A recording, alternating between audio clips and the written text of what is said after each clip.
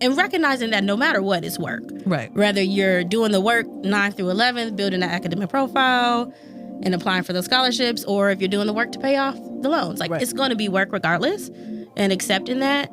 But just knowing that student loans isn't the only option. Like, you can find scholarships if you're strategic about it.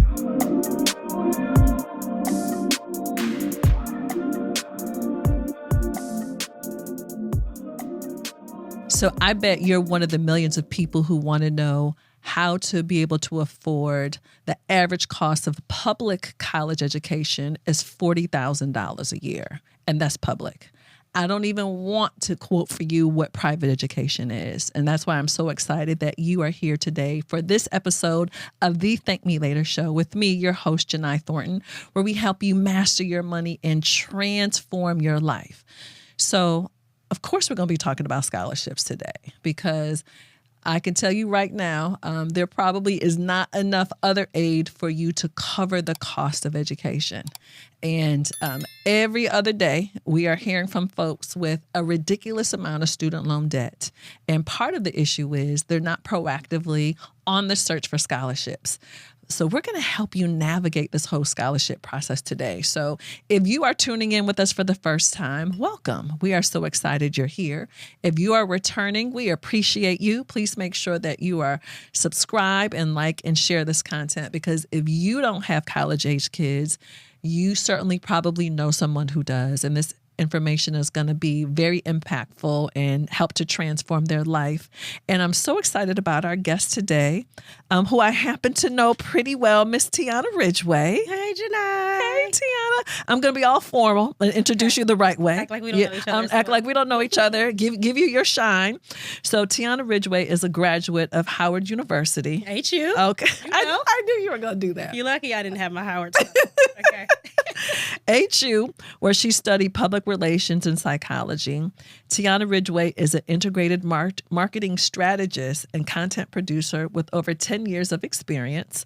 As the marketing and sponsorship director at Thank Me Later, shout out Thank Me Later, she oversees communications, marketing, and sponsorships, outreach for the community, the Thank Me Later Foundation, and then my personal brand as well. So welcome. Thank you. It's nice to be on this side. I know I'm happy you're here on this side, but I'm happy you're on this side because there's a part of your story that I think a lot of people don't know. Mm-hmm. That, a lot of us are familiar with Howard University. And one of the first things I think about, Howard, private college, not cheap. But you went to Howard for free. Blessed to have gone to Howard for free. For free. Absolutely. So that means you graduated with $0 in student loan debt? Not a dime. Not one single dime. Don't know that struggle.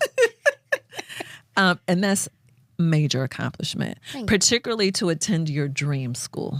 Mm-hmm. So I'm assuming Howard was your first choice dream school? Close. What? So I knew I wanted to go to HBCU, but I wanted to go to Spelman. Oh my God. My whole life. Right. And then when I got the big scholarship that we'll talk about, yes, I was like, well, why would I stay in Atlanta? Right. And they also didn't have a communications program. Right. So I decided to go to Howard. Had never been to DC, really. Didn't know anybody. I just felt led to go. Right. And it was a great decision. And I can tell it was probably one of the best decisions you've ever made. Absolutely. And one thing that I can say that I appreciate about your journey is not only did you go to your dream school, but you went to your dream school and you graduated with zero debt. Mm-hmm. Like I hate the fact that almost like never happens, or you feel like that never happens versus it being normal. Mm-hmm. For my generation, that's a little bit more normal that people graduated with very little student loan debt or none. But again, Howard private, versus, A&T, a state funded school, very different expense. Yeah. Yeah. So, and I didn't know that transparently. Like, I didn't think through, because if I think about it, Spelman's a private school too. Right. So it wasn't really a thought. Right. Looking back. Well, you had a full ride. You could go wherever you want to go. Yeah, hey. Something about having that money makes things a Why lot not? easier. So let's share a little bit of research before we get into your journey of having a full ride. So the data says there's over 1.7 million private and institutional scholarships available in the U.S. 1.7 million. Institutional scholarships provided by schools themselves make up around 80% of all scholarship aid. And I really want to stress that. Again, I'm going to say it one more time. 80% of scholarships come directly from the school that your student is going to be attending. So let's talk about you receiving the Gates Millennium Scholarship. So for folk who don't even know what that is, because I'm like, ooh, girl, I just bow down. Oh, thanks. Explain the Gates Millennium Scholarship and why it's such a big deal, other than the fact that it paid 100% of your college expenses. Yeah, so the Gates Millennium Scholarship, I will say it has transformed a lot. So it's not quite the same, but it is still a scholarship. But at the time, it was a scholarship for minority students from the Bill and Melinda Gates Foundation. So shout out to Uncle Bill Gates. And it funded, it was a need-based scholarship, but also merit-based as well. So it was looking at the full academic profile that I know we'll talk about of the student. So it was based on your grades, but very much so your community involvement, activities that you're a part of. So also, I would say it was a leadership program, and that's what I appreciate as well. So, of course, funded the education, but it also prepared me for life in different ways. And so how did you even know to apply? How did you even know that the Gates Millennium Scholarship even existed? You know, that's a great question. So I have a story about that. So there was this guy named Aaron who got the scholarship the year before me. So when I was a junior, he was a senior. And that was when it was on my radar. And I vividly remember being at this conference because I was involved in an organization called Voxing Communications. It's a teen newspaper, but they do a lot of leadership development. And I remember being at a conference and meeting this woman who was talking about, she was sitting next to me. And so she was talking, asking me questions about where I was in my journey. And I told her I was a rising senior. And she asked me if I knew about the Gates Scholarship. And I told her that Aaron got it. Someone from my school got it. And I remember saying something to the extent of, but I don't think I would get it. And she was like, why won't you just apply? And I was like, you're right. I should apply. Right.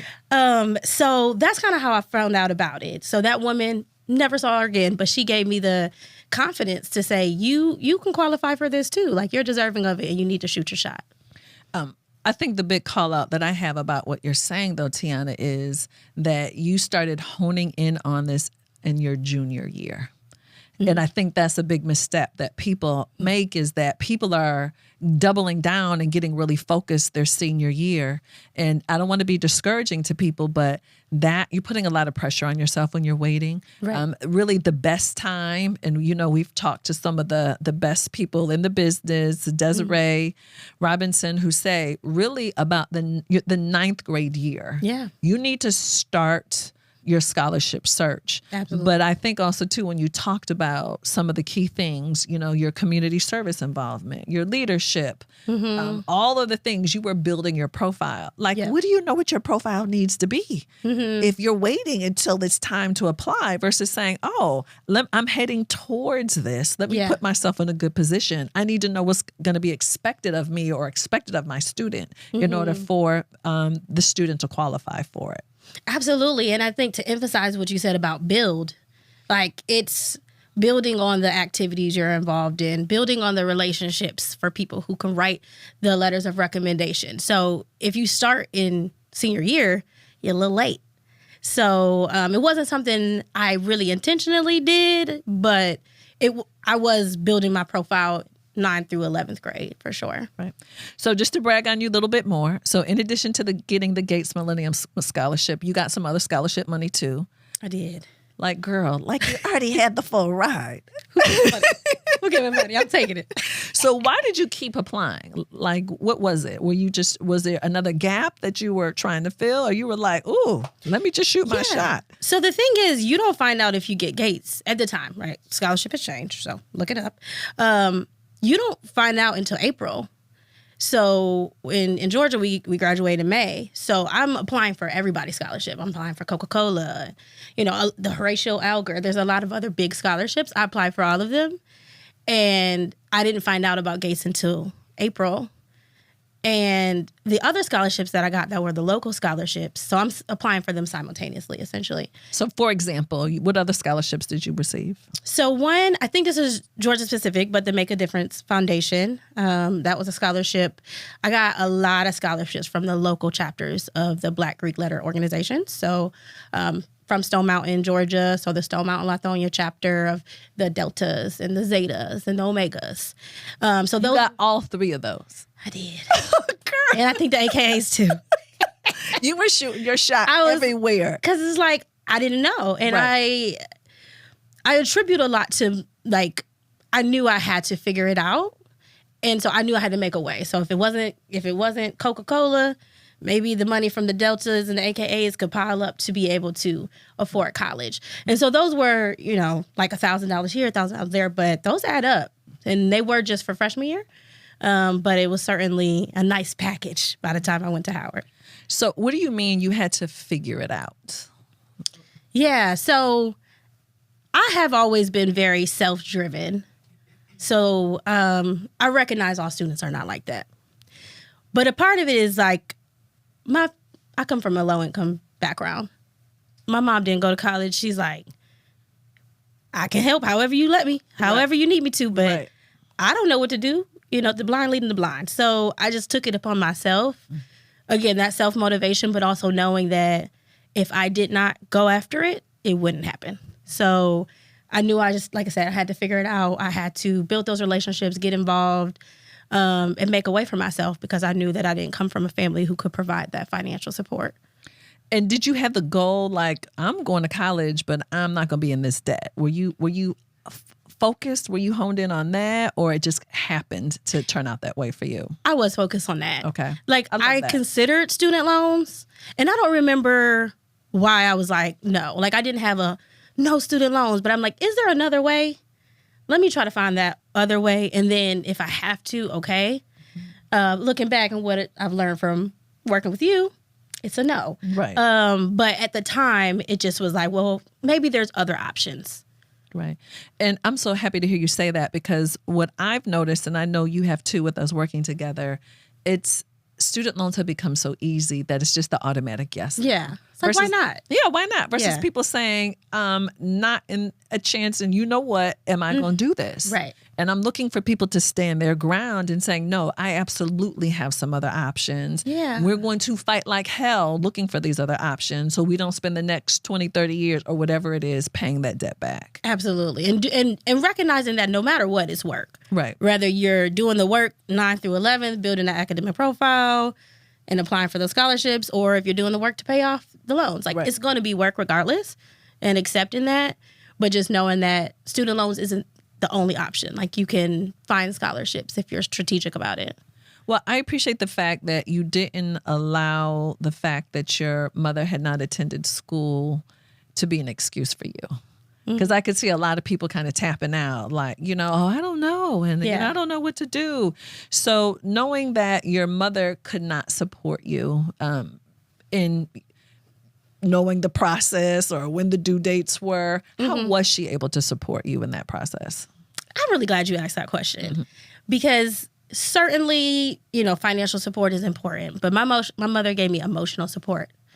And so knowing that she was there for whatever. So if I need somebody to read my scholarship essays, if, we're cranking out the FAFSA. I mean, I was so extra. It was January 1, and I was just like, Mom, we got to do this. It just opened. She's like, all right, girl, I got my documents. Right. So having a mother who played her part. Yeah, was a team player for sure. Yeah, she was like, throw me the ball. Right. I'm happy to help. So she was able to really emotionally support me, and even the decision to go to Howard.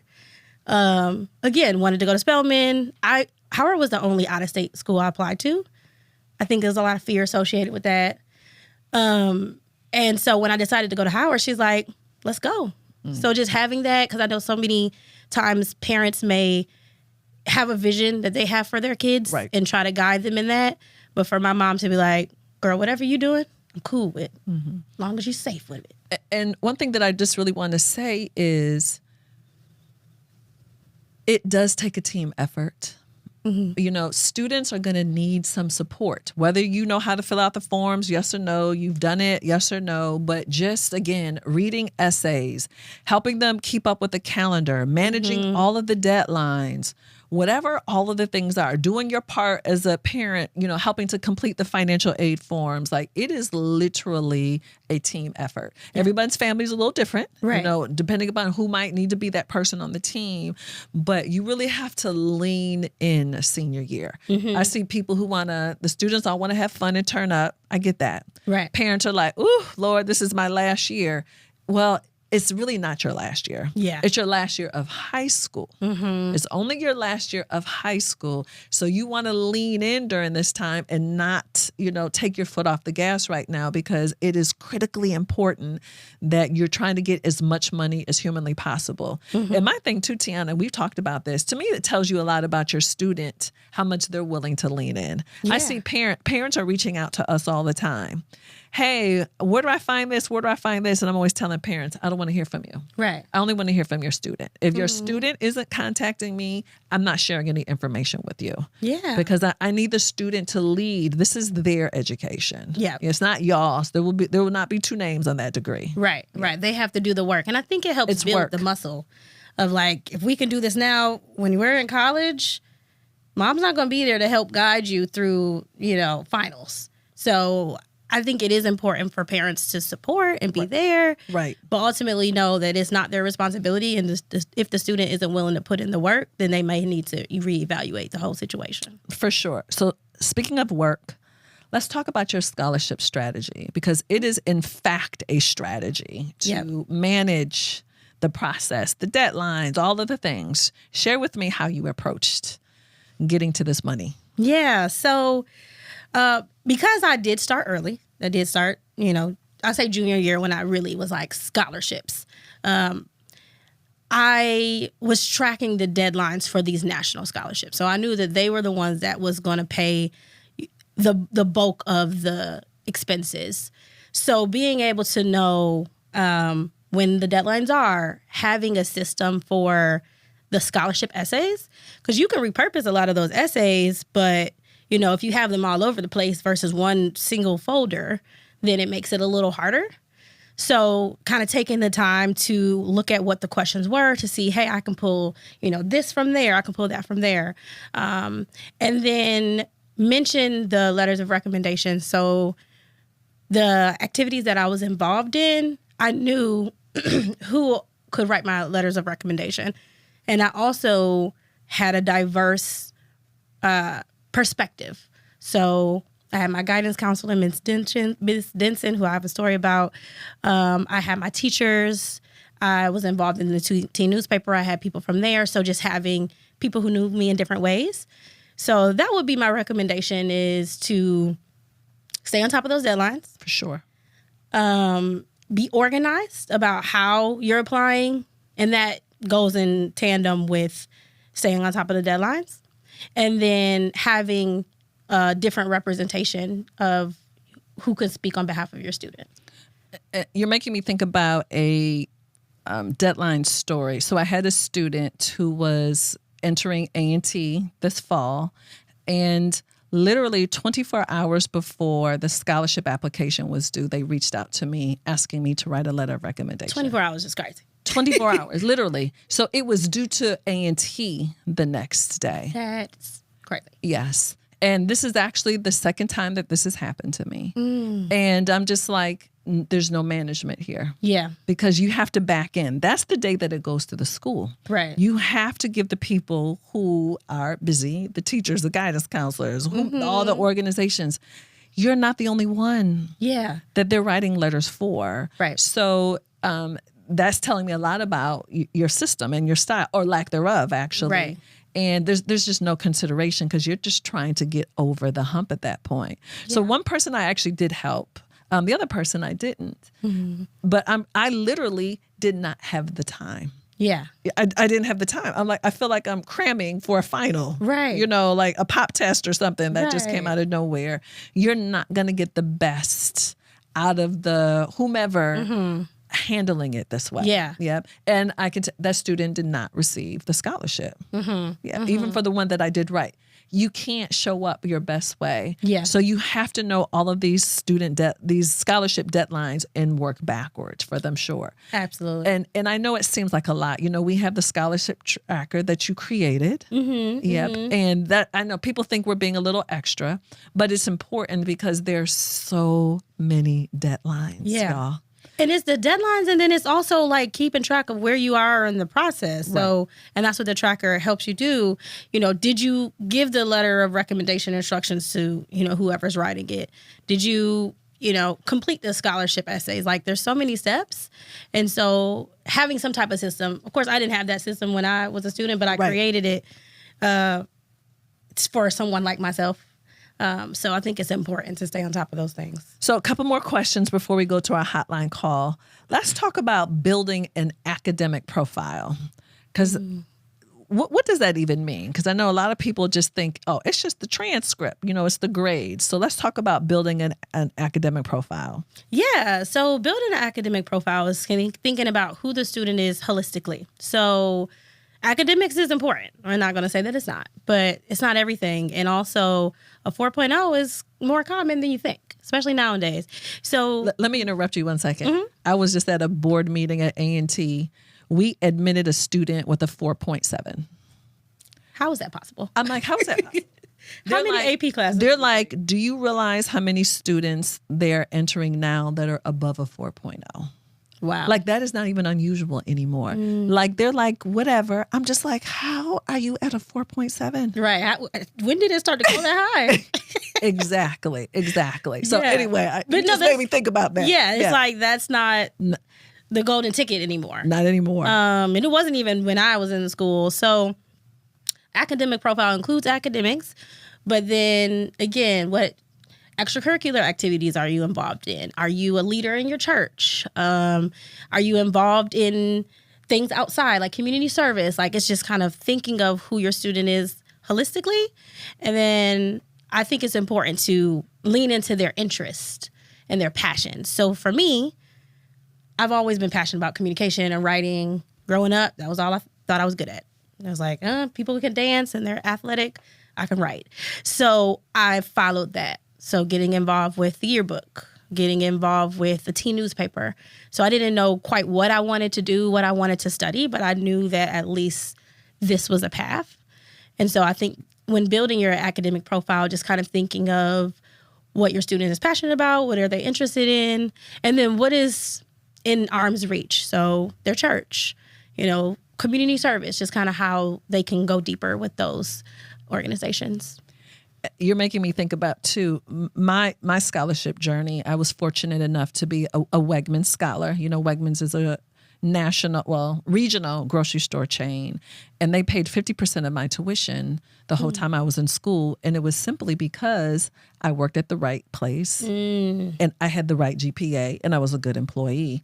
My mother intentionally had me work there, though, because of the scholarship. So, and I think I started maybe at like 15, and she got me there early, not just in the 11th grade, because she was a single mom who was executing a plan that worked, that really worked. So thank you, Wegmans family. Yeah. So in addition to the money, I also got priority hours because I had to work a certain number of hours every year.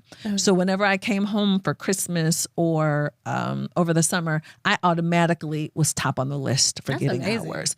So I say all that to say, here we go with the intentionality in executing a plan versus, just work wherever you want to work. No, boo, you're going to work here.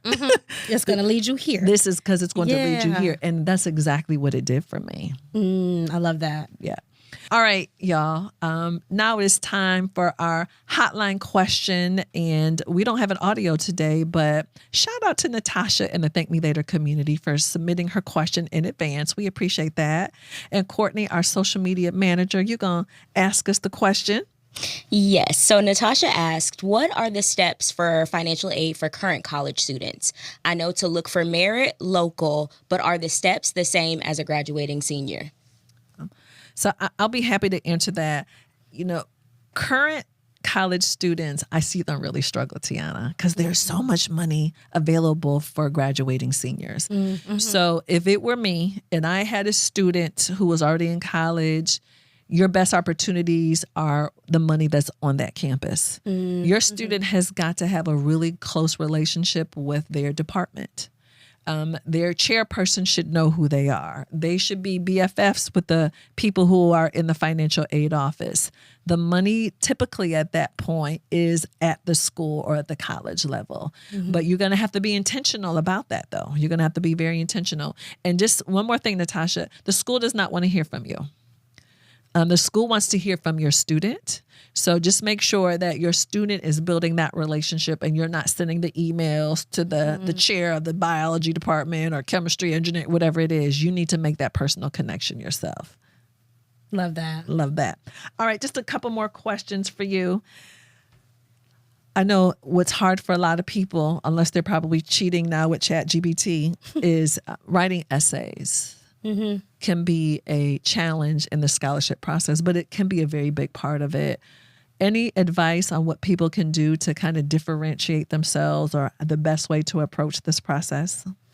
Yeah. So from a very practical standpoint, having in that Grammarly app, game changer. Oh my God. So Grammarly is an app that allows you to check your grammar, just kind of see if it's a better way to have the sentences flow. So that's kind of an underrated tool that's free. And I think I can't say from like, I'm not reading scholarship essays, but, you know, I think that makes you look more polished and professional and educated when you can use the correct grammar. So the Grammarly app would definitely recommend that. And then as far as the scholarship essay strategy, I think it's really telling the story of the student. So specifically for the Gates Scholarship, they ask a lot of story-based essays, but you have to do it in a way that you tell the story, but you also get to the point. So finding the balance of giving background and, you know, building an emotional connection because they want to see who the student is, but also make sure you're answering the question. So don't get lost in the story.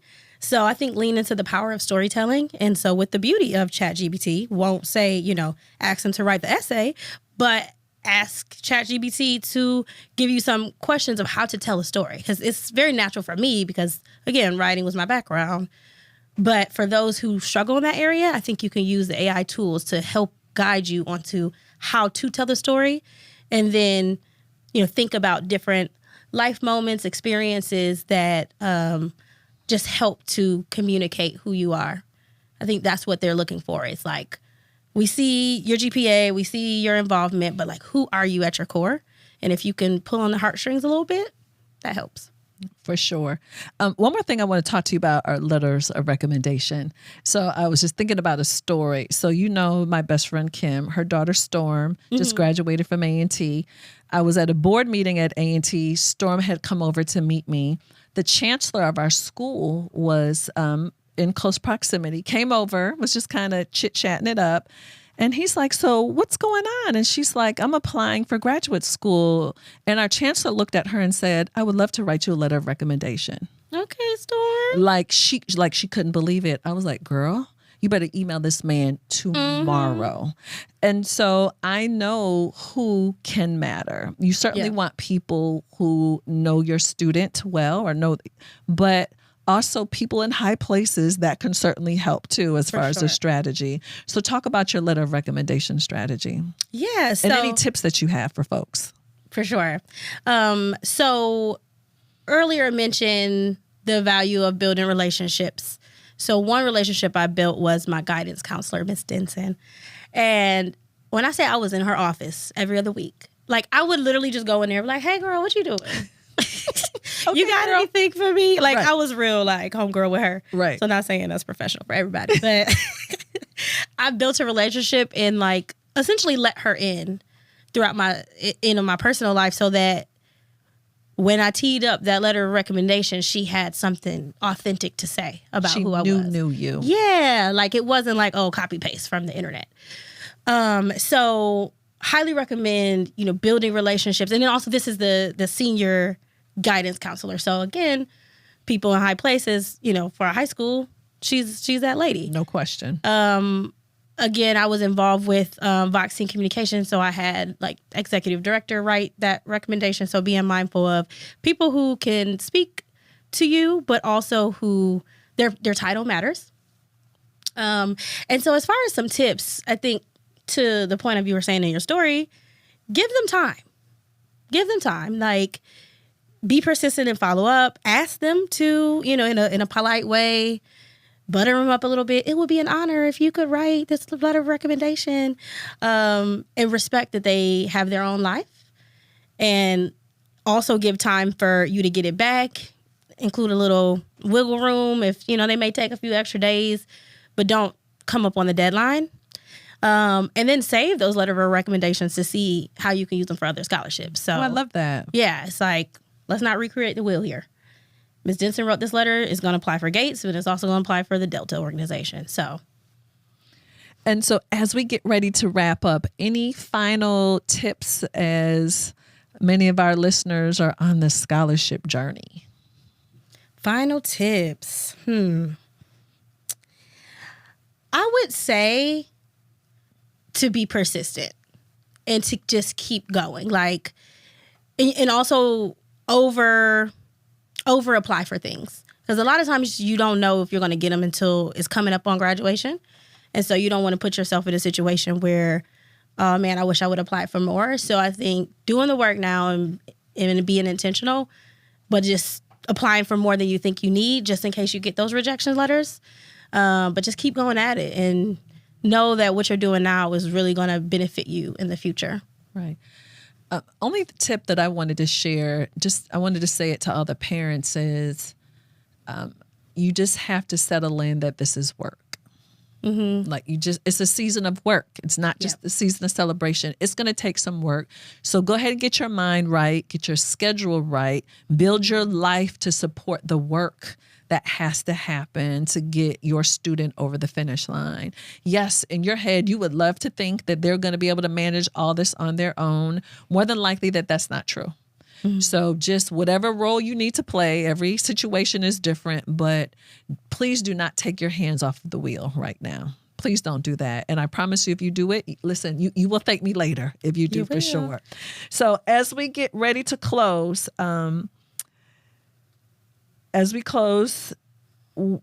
finish this sentence. If you blank, you will thank me later. If you what? Mm-hmm. If they what? If you have an intentional scholarship strategy, you will thank me later. So that includes the academic profile, that includes building relationships. Do it with intention and you'll thank me later. All right. Thank you, Teyonna. You're welcome. So I just want to mention a few resources. We have a ton of financial aid and scholarship information within the Thank Me Later community. So you certainly want to lean into that. We have the dopest, most amazing scholarship tracker ever. Trust me, you need a tool or a system to help you manage that process. So please, you want to definitely take advantage of that. And we want your questions. We want to know what you're struggling with, what you're winning with, any suggestions that you have. Please, we absolutely want you to interact with us. So thank you again for tuning into the Thank Me Later show with me, your host, Jini Thornton, where we help you master your money and transform your life. All my social media, all that stuff, you'll all be able to see that below. And we will see y'all next episode. Thank y'all for tuning in. See ya.